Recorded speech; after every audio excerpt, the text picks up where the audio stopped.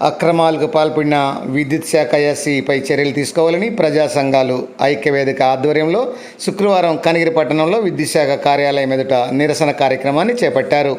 కార్యాలయాన్ని ఈ సందర్భంగా ప్రజా సంఘాలు ముట్టడించాయి.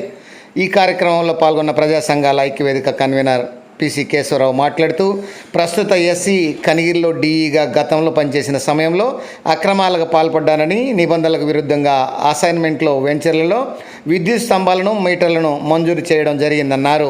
ఏబిఎం కాంపౌండ్ కోర్టు పరిధిలో ఉండగా అక్కడ నిర్మించిన నివాసాలకు, వ్యాపార సంస్థలకు నిబంధనలు అతిక్రమించి విద్యుత్ కనెక్షన్లు ఇవ్వడం జరిగిందని, రాజకీయ బలంతో అక్రమార్జన ధ్యేయంగా పనిచేయడం జరిగిందని విమర్శించారు. తప్పు చేసిన అధికారిపై చర్యలు చేపట్టకుండా పదోన్నతులు కల్పించడం దారుణమన్నారు.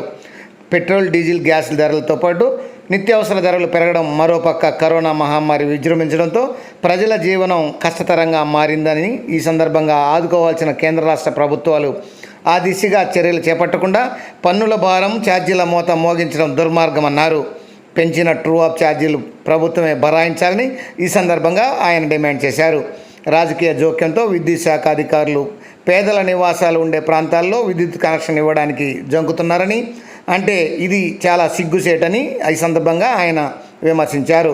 ప్రజల పక్షాలను నిలవాల్సిన అధికారులు రాజకీయ పక్షాన నిలవడం, పేదలకు అన్యాయం చేయడం సమంజసం కాదన్నారు. ఇప్పటికైనా ఉన్నతాధికారులు స్పందించి విద్యుత్ సమస్యల పరిష్కారానికి చర్యలు చేపట్టాలని, లేకుంటే వార్డు మరియు వంట వార్పు కార్యక్రమాలతో కార్యాలయం ఎదుట ఉద్యమాన్ని ఉధృతం చేస్తామని ఈ సందర్భంగా ఆయన హెచ్చరించారు. సమస్యలతో కూడిన వినతపత్రాన్ని ఈ సందర్భంగా అధికారులకు అందజేశారు.